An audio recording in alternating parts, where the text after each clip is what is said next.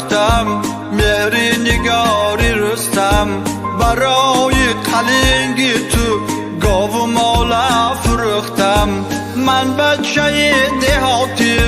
تو میگویی کتاتی نخواتی نشناسی منم امسی تقایی توی کلینی آچم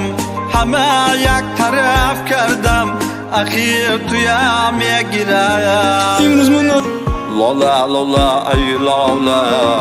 برار تو گاو مالا بیانشم در آغیل کم کمی ارسی کالا لالا لالا ای لالا